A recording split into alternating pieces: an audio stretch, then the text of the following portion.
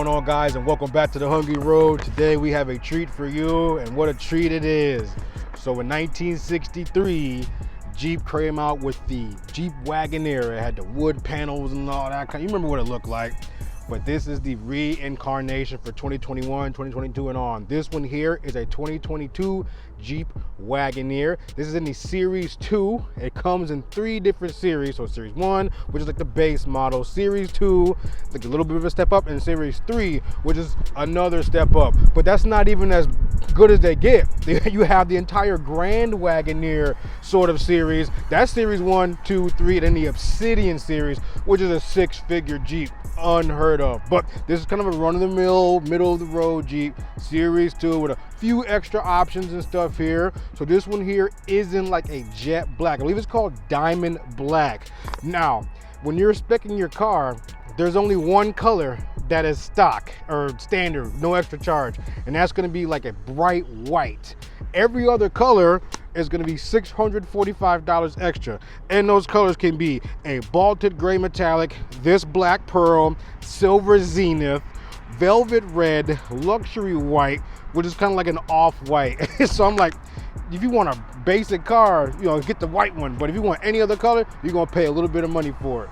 So I'm not done. I did forget one color, River Rock. That's like a navy sort of blue, also $645. But anyway, I'm not done up here. So I'm gonna challenge myself in this review to not say this is too much truck, because obviously I do that when I get these big giant trucks. It's too much for me. I'm a one person living life. You know, I don't need all this. But I'm not gonna say it the entire review, okay? Just challenge myself. But this could be enough truck for a family of 7 or 5, whatever. You want to ride comfortably, whatever. Or if you just like big trucks, whatever. It's a personal opinion. Fine, no problem. But this is not even their last one. They have a bigger one coming out. It's going to be the Jeep Wagoneer L. So like the Jeep Cherokee, Grand Cherokee had an L, an extended wheelbase that seated people from 5 to 7. This one automatically seats 8. So the L, it's just gonna be a bigger one for more cargo space. So most of the front is gonna be kind of the same, but you're gonna have an additional 12 inches of car. 7 of it is gonna be the wheelbase, so a longer wheelbase, and then 5 more inches of overhang, which will bring the total length of the car to 227 inches. Do the math for feet, I'll probably put it down here somewhere, but it's a big truck. I almost said it. It's a big truck. This one as it sits is 214 inches. It's still a big truck. But let's move on to some of the other things. Wow, that camera is really far away. That's how big this truck is. But let me give you my honest opinion. Just, it popped into my head one day.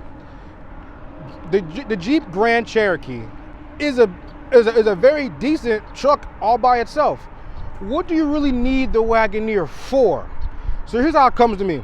If you're familiar with Rolls-Royce, they make a Rolls-Royce Ghost and a Rolls-Royce Phantom. Both are the literal pinnacle of luxury for cars or whatever. You could buy a Ghost and be just fine. But if you want to really, really do it, you buy the Phantom. That's the opulence. Now, this is opulence. You know, it's probably a quarter of the price of a Rolls Royce. Speaking of price, this one as it sits, $72,000. Base price, about $59,000 for a Series 1 with 18-inch wheels and stock this, stock that. But this one has some upgrades, which I'll go over. So, but back to my analogy. You could have the Ghost. You'd be just fine. The Phantom is huge. So like, if you pull up to the light in a Ghost and there's the Phantom next to you, how you gonna feel? You gonna slump down in your seat like this? But if you're in a Phantom, you can look down that dude slumping into his seat. That it's kind of an analogy for me. But anyway, let's move on. So let's discuss some of the other things here. So this Series 2 here comes standard with the 20-inch wheels you see on it. These are 20s. Remember when Dubs were like a really big deal? They were really big rims. Now these look so tiny on this truck. You can option up to 22-inch rims, but then when you do that, you have to get a few other things with it. It's part of the Premier package. So when you get the 22-inch rims, you also get the panoramic sunroof. This one does not have it. You get like a little cargo space in the back. You get a few other things. Yeah, a few other nicks and knacks, roof rails, adjustable roof rails or whatever. So that's a $3,500 option. And for 22-inch wheels, for $3,500 and a panoramic sunroof, you're already spending $72,000. Miles spend 75. That's kind of the logic I think that Chrysler has with this guy here. Oh, and speaking of Chrysler, Jeep, whatever, I've only counted 3 Jeep logos on this entire truck. Most of the logos are gonna say Wagoneer. Every single wheel says Wagoneer. That's 4 logos right there. Logo up here on the front, 6 is on the rear hatch over there. Then you add 2 more. Can I do 8? 8. So you have 8 Wagoneer logos on this car. Jeep is really trying to separate the Jeep brand from the Wagoneer brand. So I'm pretty sure it's going to be a brand going forward, kind of like what Hyundai and Kia are doing with their Genesis brand. I get it. It has a very Jeep look to it, but we know it's a different level. So anyway, the 3 Jeep logos I see. One's right here on the windshield, just like the windshield glass, and then there's 2 and the LED headlights up front. One here, one on the other side. All right, let's talk about this engine here. So inside the hood here, we have a 5.7 liter V8 making 392 horsepower, 404 foot-pound of torque. You absolutely need every horsepower in this thing because you are now pushing a vehicle that weighs 1,200 more pounds than the Jeep Grand Cherokee L that I tested a couple weeks ago. That's a huge, huge difference. Now you see up front here, we do have a lot of room right here. That's because the Grand Wagoneer, you can have one of 2 engine options. I don't know why I mentioned Grand Wagoneer, but I think it's cool to mention.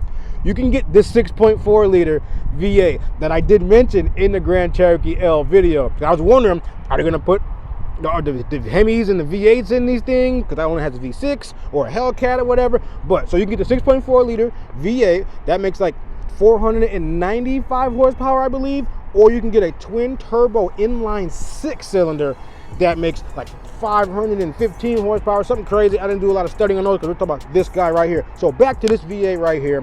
It has a little e-torque sort of thingy right here. I'm not sure how it exactly works, but it's almost like a little tiny battery that helps power the wheels e-torque. So electronic torque that helps you get off the line. We'll demonstrate that later on, but I think it's really, really cool. It helps make the car a little bit more fuel efficient, though it's not very fuel efficient at all.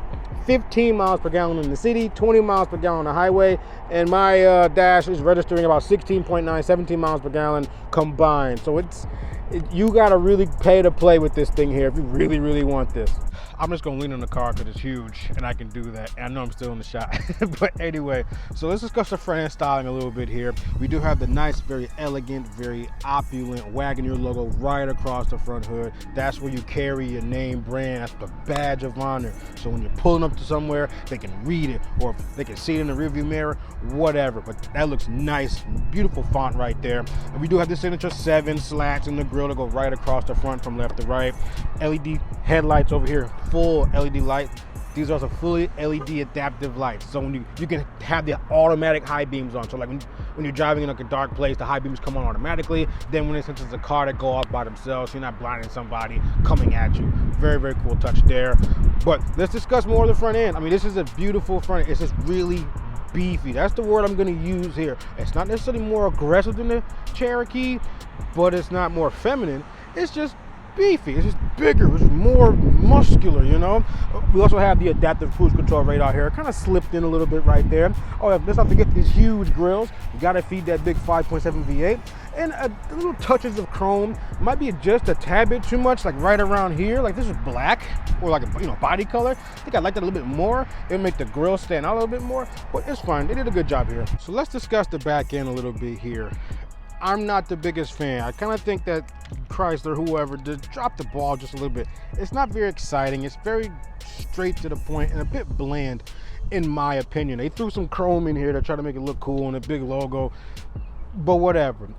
Let's talk about the details now. So again, the logo right here, so you know what you're looking at when you're driving behind it. There's no way you can see over this thing or around it. It is absolutely massive. License plate right below. Now I wish they could have put it a little lower here, but I wonder if there's a rule or some sort of street legal term to where you have to have the license plate a certain height above ground, whatever. I don't know. I don't design cars, obviously. But again, we have the chrome I mentioned earlier. Some plastic down here. We do have our LED lights right here. So these guys right here are going to be your turn signals. Go ahead and activate those. Boom, boom. All right, pretty simple right there.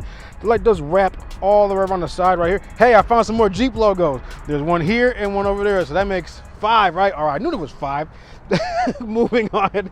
I mean, the tailpipes are hidden in here. It is only a single pipe, which is a little strange. I wish I would did dual exhaust or something like that. But when you hide the exhaust, it kind of makes it a little cleaner, you know, like Audi did by tucking their exhaust up in the bumper and making the fake ones. I get it, looks a little clean, but it's okay back end. It's not my favorite, but let's move on to the inside. All right, y'all, we are inside the front seats of the 2022 Jeep Wagoneer Series 2. Very, very nice in here, very comfortable, very roomy, and I think that's what you're paying for. King of the road experience, sitting up high, having all the space in the world to do whatever you want to do. I understand it, I get it. But let's go over some of the interior features here.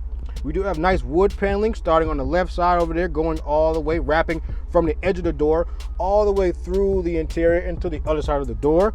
Nice, very simple steering wheel, very few controls on it. You can move your foot pedals. There's a little control on the left side over there. We have an OS word handle to help you get in the truck. So probably not an LS word handle, whatever it is. We have the beautiful piano black sort of dash right here, kind of flows from the top of the dash right down into the center console, then transition into this wood, sort of grayish wood here. Very, very nicely done. Now you can get two different interior trims with the Wagoneer Series 2. You can get like a light brownish or light gray sort of leather, but this one obviously is the black. I think I'd opt for a light gray. It'll get dirty a little faster, but it'll be different. It won't be black and I want to say boring, but it won't be black and boring. So here's a better look at the door panel here. We do have memory slots for two people right there. Just press the little S button, press a number, you're done there. Nice little chrome handle, but here's sort of the wood I was mentioning earlier that wraps all the way around, right through the dash, right through the stop button, and back over here to the right side over there. Back over here to the door. Very, very nice little stitching right here. Your window controls are very, very simple, but let's not forget about that beautiful Alpine sound system. You can option up to a Macintosh sound system if you get the Grand Wagoneer, I believe. I can't imagine what that sounds like. But let's move on. Right here, we do have our sort of foot pedal controls right here. Simple controls, lights and stuff on the left side over here. Very simple steering wheel. We do have like bring your menus up and stuff right here with this button. I'll go through more of this in a second. But we do have our cruise control. All your adaptive cruise control is right here. Your regular cruise control is right here. And here, if you're doing some off-roading or you're stuck in snow, you can limit the gear the car is going to go into. All right, so back to this beautiful screen that we do have here. Completely electronic screen. Press the little buttons right here. Just kind of scroll through to change the different displays. Very, very cool. Oh, forget that. That new Future album came out today. So you can change it. So we're going to hold the OK button down. We're going to watch it change to an analog setup. Very, very, very cool.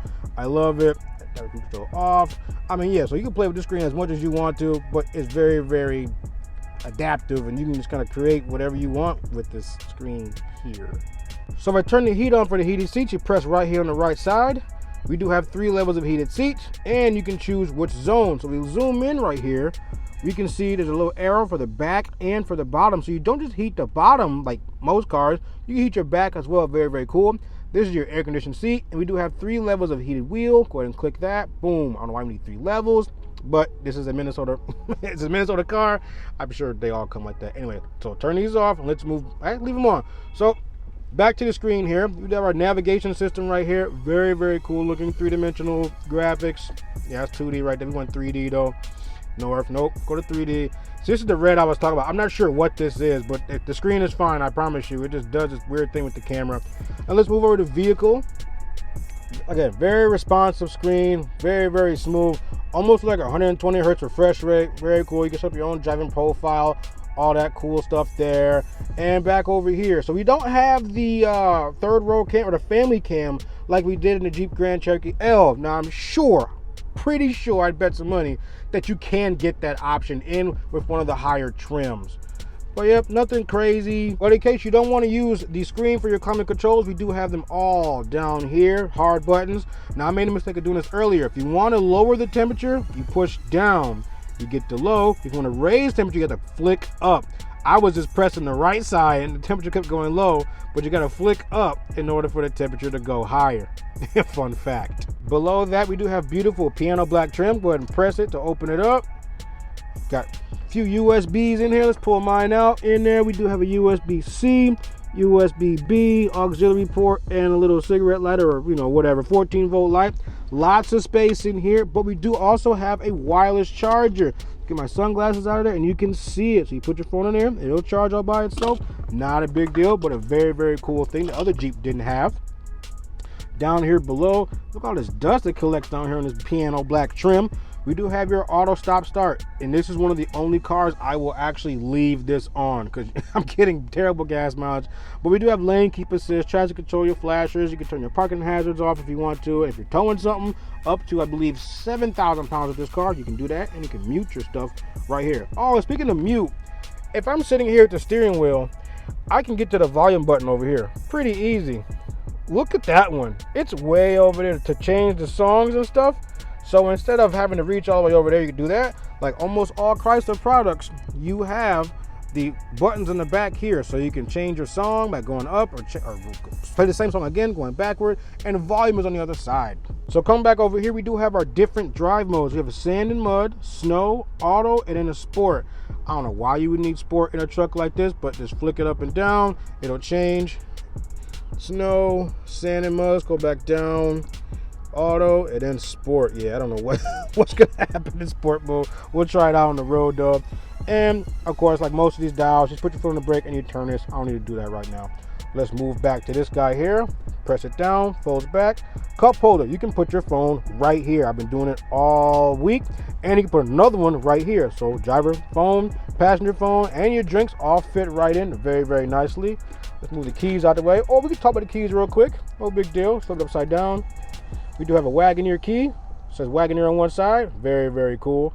Simple. Unlock, lock, remote start, trunk button, panic button. Very nice. Got some weight to them. No big deal. Let's toss these over here and focus on this guy right here. So look at all this space.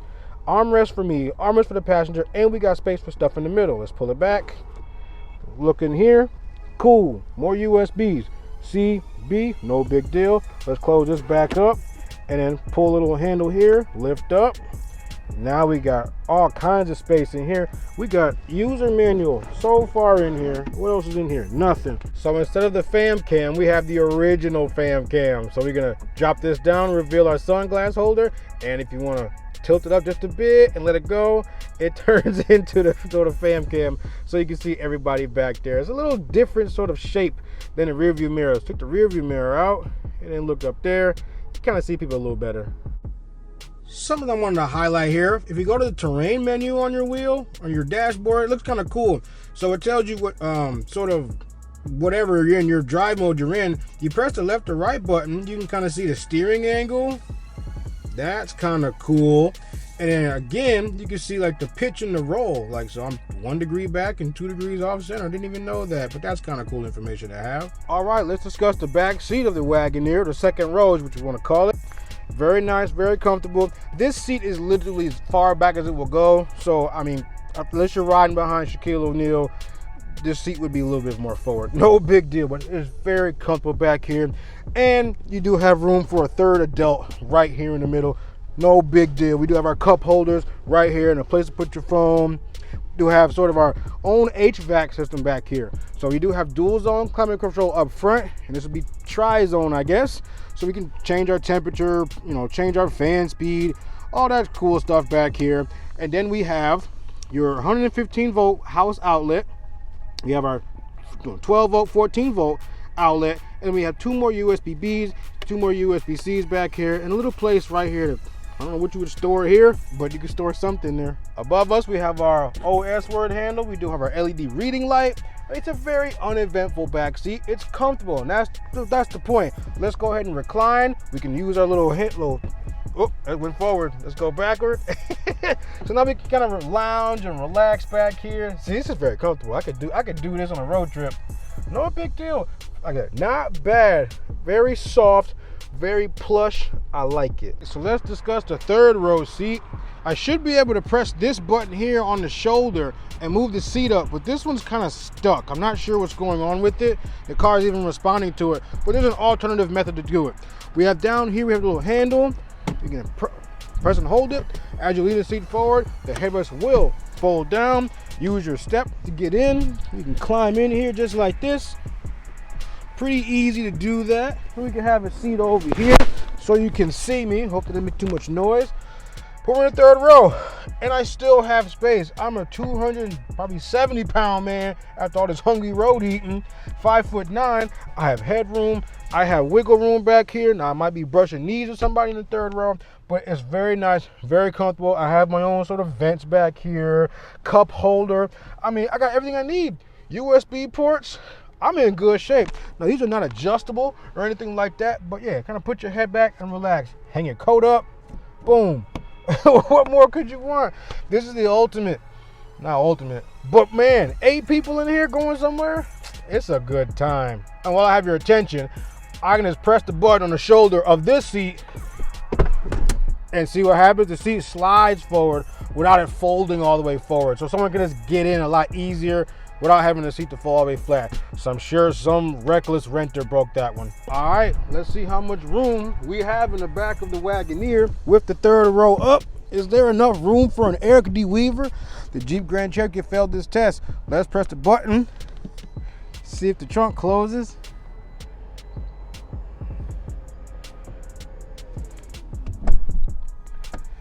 I am in the trunk of the regular Wagoneer. I did to pull my shoulder in, but this is not advertising for anyone sitting in the back. Was it seating for 9 now? Kidding. This is not advertising for that. So let's open the trunk back up here. So, I mean, this does have about 27.1 cubic feet. Oh, I can't open the trunk from the inside using the button. Oh, Jeep must have thought of that.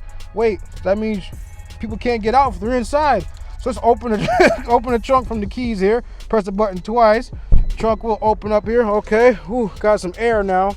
So yes, about 27.1 or 22.1. I have it here in my notes, but it's a whole lot of storage back here. Let me give you the actual figures here, because when the Wagoneer L increased the cargo capacity something crazy. I have it right here. So it was 27.4 cubic feet of storage back here. It doesn't look like 27.4 cubic feet. But with the Wagoneer L, it increases to 42.1. So not quite doubling in space, but giving you a lot more. So anyway, moving on. The third row. You're back here. You're watching this part because you want to know how to put the seats down if you got a whole bunch of luggage or you're hauling wood from Home Depot or whatever. So there's 2 straps, one here and one here, and 2 more you didn't even notice. There's 2 down here, one here and one here. The ones on the floor are the ones you want to pull in order to fold the seat flat. Now you want to get rid of the seat belt, unbuckle it. I don't know what's going to happen here. Let's see what happened with the seat belt. We're going to pull it. All right, it didn't quite make it. Let's go ahead and grab this so that's folded flat. Boom, there we go. We have that seat folding flat. You can remove the seat belt and it'll retract into the ceiling. Do the same for over here. Boom, and now you have so much more space. You can put maybe 10 air de-weavers in there. Nice job. Look at that beautiful Alpine subwoofer. Woo! And of course, as you saw me demonstrate earlier, if you want to pull the seat back up, you just kind of pull. Gotta use some strength here. Pull it back up. Everything's manual. Gotta pull the headrest up. Same with this side over here. Boom, boom, boom. Not bad at all. And for no reason at all, because I'm a child, let's pull this thing up. It's a little deck. Okay, we have more cargo space. Maybe this is included in a 27.4 cubic feet. We have a cargo net here. You can hang it here, here, here, to go on these sides over here. And we have another little thing that says pull. I gotta pull it. Let's pull it up. This is your jack. So if we got a funnel for oil. We got all kind of cool stuff in here. Is there any more thing we could pull up on? Nah, but this is your jack to lift the car up, change a tire, whatever. All right, guys, we are inside. Well, I already said that, but now we're driving the 2022 Jeep Wagoneer Series 2. And I can tell you immediately, I feel like the king of the road. Oh, let's get this pull in real quick. I got a red light here. I'll let this car go by. We're just gonna make this right and pull off real slow. We're doing 10, 11, 12, 13, mash.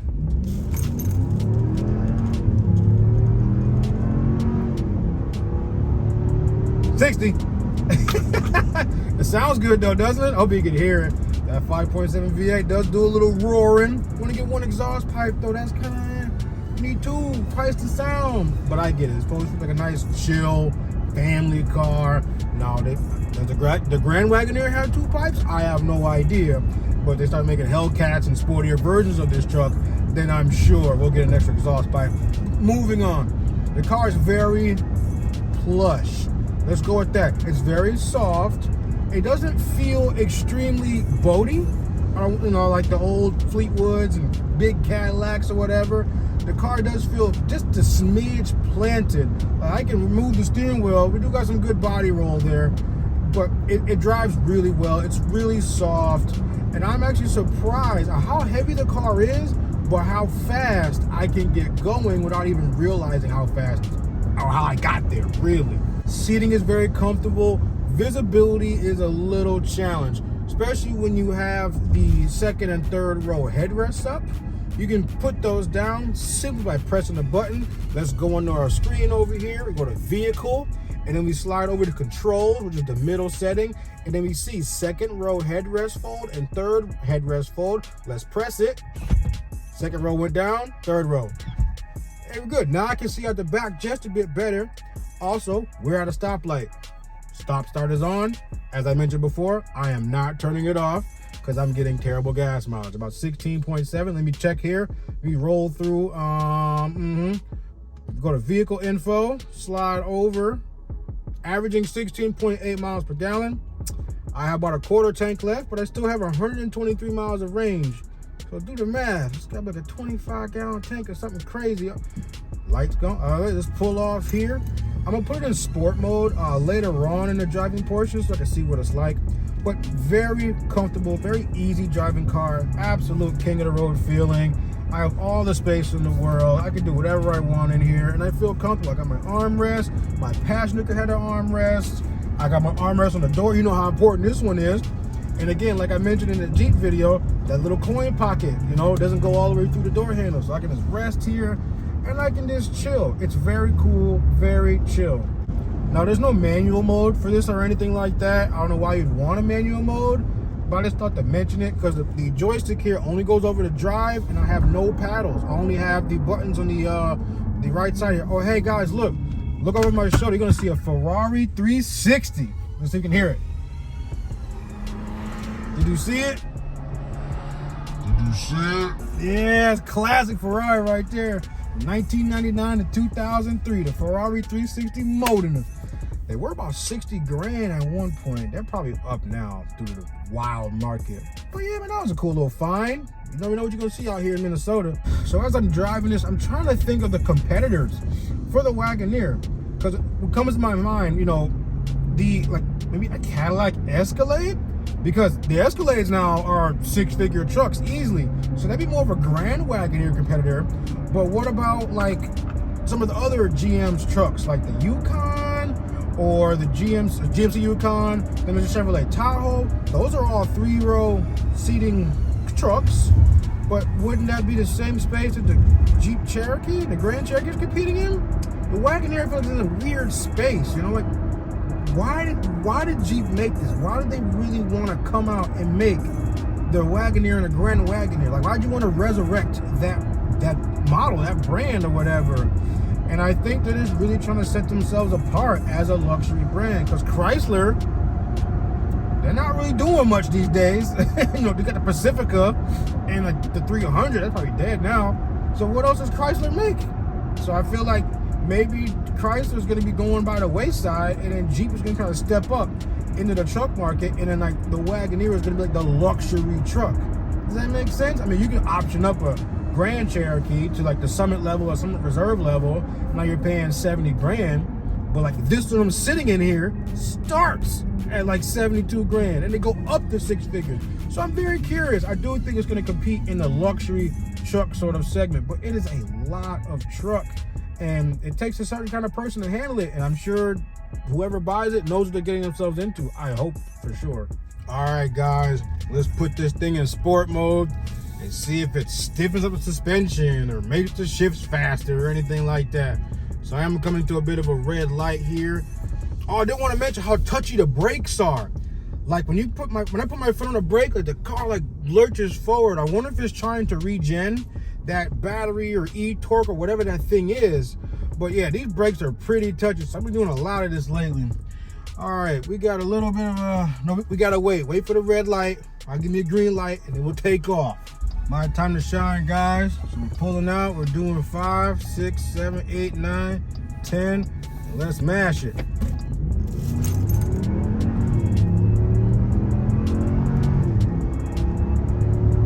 $60. So that felt a little quicker. Maybe the shifts are quicker.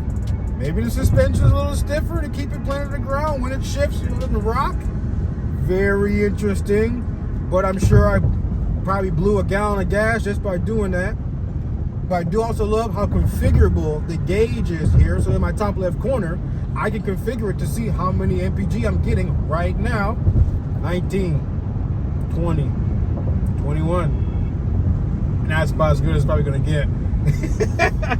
But yeah, man, I like the Grand Wagoneer. You know, this is a nice big, it's not the Grand Wagoneer, it's a regular Wagoneer. I keep getting mixed up. I want to say Grand Cherokee, but Wagoneer makes sense. Doesn't make sense. Anyway, I like it. I like it a lot. It's just, I don't want to say it. I don't want to say it. It's the right truck for the right person. I'm not the right person, but I absolutely enjoyed driving it for the week that I've had it here. It draws a little bit of attention. People who ask questions about it. How do you like it? You know, can I see it? Check it out. Because it's a brand new model. It's not brand new, but like it's been revamped, like from the 60s. So like it might as well be brand new. The thing is like 60 years old. Is that right? Yeah, 60 years old. Almost. So yeah, it grabs a lot of attention, creates conversation. But yeah, it's a lot of truck. It's not too much truck though. All right, that was my time with the 2022 Jeep Wagoneer Series 2. Quick story though, a quick little thing here, something I learned while in the car. That driver's side front passenger tire has a very small leak in it. Says 36 pounds. I come out from going to bed or whatever in the morning, it's at 25 pounds or 24 pounds or whatever. Fine. When you go to put air in the car, and you're at the pump and you have like the little ignition on or a car is running and you put air in the car, the flashers come on by themselves. And then the car will honk to let you know when you have reached the recommended 36 PSI. I thought that was so cool, very well designed, very well engineered. And it made me chuckle, made me giggle like, man, this car's smart. No more checking your tire gauge or going and running in the dash and look and see what it is, or even needing an actual readout on the tire pressure distributor, whatever, air pump, that tire pump. The car does it all for you. But anyway, I really, really like the Wagoneer. It's not too much truck. It's just enough truck for whoever wants it, pretty much.